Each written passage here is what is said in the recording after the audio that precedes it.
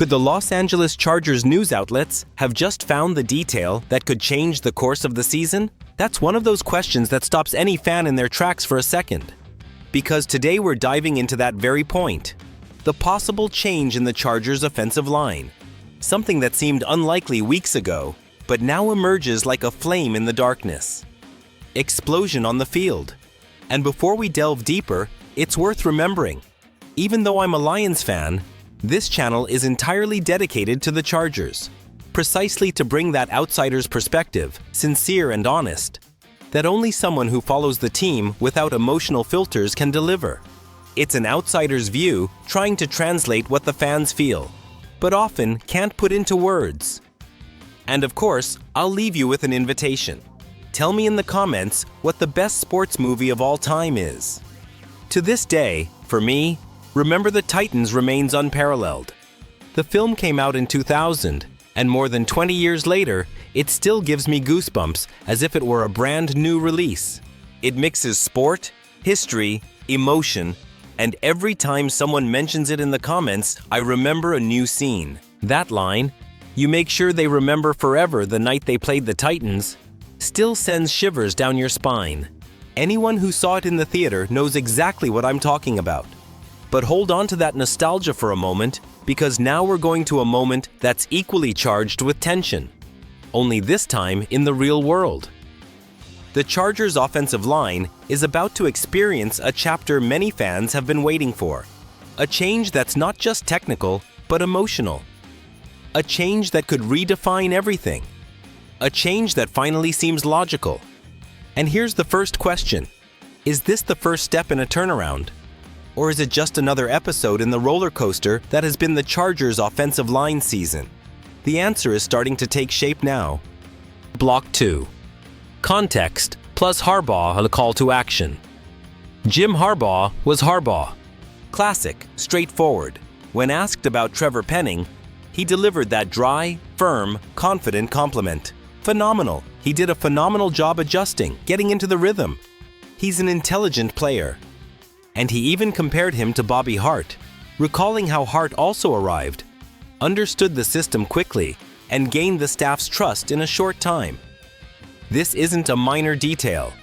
This is Harbaugh saying, without saying it, that Penning can come in now, and that the Chargers' tackling situation is far from being as heartbreaking as it seemed. Hart, Pipkins, Penning, they have the pieces. They just need to align everything. The problem, as you yourself pointed out in the base text, lies with my Beckton. He should be the pillar, the rock solid. But he's become the biggest question mark on the offensive line. That's not an opinion, it's a fact. Among the 5 starters who played last week, Beckton had the worst pass protection rating. That matters. That changes decisions. Before we continue, leave a like, comment with your favorite movie, subscribe. Because now we're entering the part where Chargers fans can take a deep breath. The turnaround is starting to seem real. Block 3. Main facts of the change in O. The idea of putting Penning at left tackle while Beckton tries to rediscover his game completely changes the dynamics of the offensive line. Pipkins remains reliable. Hart can return. And as you said, the Chargers' locker room isn't empty. They have the talent. They just needed the right piece, or the right fit. Penning arrives from a trade with the Saints, where everyone knew the player needed a new environment. He's versatile, young, has played all 5 offensive line positions, and has relevant experience. The Saints were a mess. The Chargers are in the playoff race. This change of scenery transforms an athlete. And as you wrote, sometimes it only takes one player to change everything. Sometimes it's chemistry. Sometimes it's energy. Sometimes it's mental adjustment. And everything indicates that Penning is absorbing the system faster than expected. Therefore, there is light at the end of the tunnel for the Chargers' offensive line. A light that wasn't there weeks ago.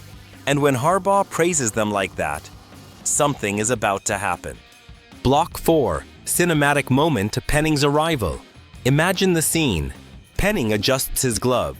Beckton takes a deep breath. Pipkins taps his helmet. Harbaugh watches with that half smile only he knows how to do. You feel in the air that something is changing. The atmosphere is heavy.